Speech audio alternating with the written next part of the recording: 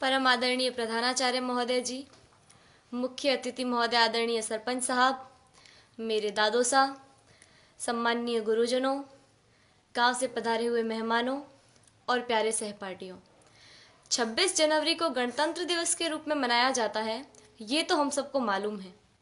अब इस लोकतंत्र की राह पर चलते चलते हमारी शिक्षा व्यवस्था किस राह पर आकर खड़ी हो गई है, आज मैं उसके बारे में कुछ निवेदन करना चाहूँगी।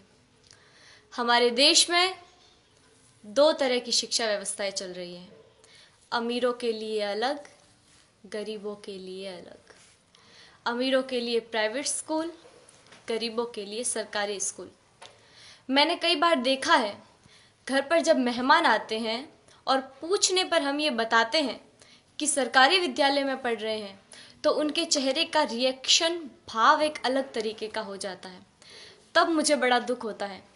उन सभी लोगों से मैं ये निवेदन करना चाहूँगी कि आप बहुत बड़ी गलतफहमी में हैं, क्योंकि शिक्षा का जो स्रोत है, शिक्षा जहाँ से आती है, वो आदरणीय शिक्षक है। शिक्षा ऊंची बिल्डिंगों से, बड़े बड़े गार्डन से, अच्छी बसों में सफ़र करने से या एसी रूमों से शिक्षा नहीं आती है।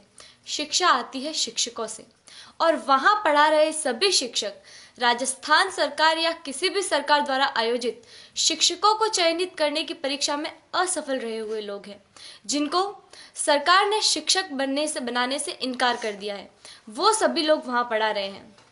हमारा सौभाग्य है कि हम जिस विद्यालय में पढ़ रहे हैं, वहाँ के शिक्षक राजस्थान सरकार द्वारा आयोजित शिक्षकों को चयनित करने की परीक्षा, जिसमें लाखों लोग भाग लेते हैं, उन लाखों लोगों में से चुने हुए शिक्षक हैं, जिनको राजस्थान सरकार ने शिक्षक बनने के योग्य समझा है।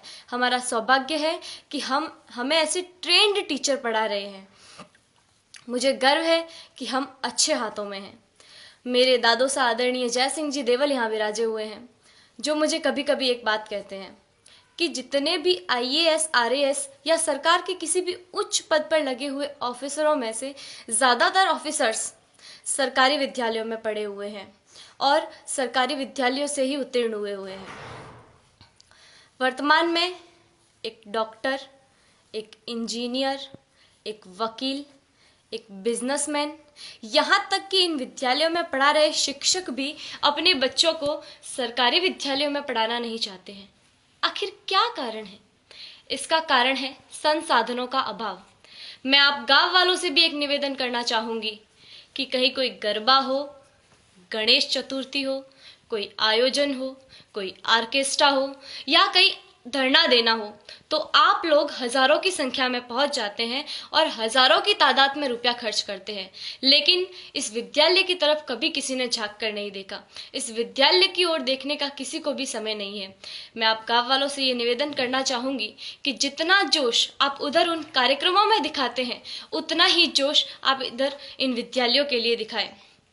भविष्य में संजोगवश हम सरकारी विद्यालयों में पढ़ रहे छात्रों में से कोई प्रधानमंत्री या और कुछ बन गया, तो सबसे पहले तो हम ये कोशिश करेंगे कि भारत की तमाम सरकारी स्कूलों को एक उच्च स्तर पर ले आए, ताकि वर्तमान भविष्य में भारत में एक ऐसा समय आए कि सभी बच्चे सरकारी विद्यालय में पढ़ रहे होंगे। मुझे जो कहना था वो कह दिया। मैंने जो कहा वो गलत है या सही, मुझे नहीं पता। इसका निर्णय तो आप लोग ही कर सकते हैं। मेरे जो मन में था वो कह दिया। अब मुझे बहुत अच्छा महसूस हो रहा है। जय हिंद, जय भारत।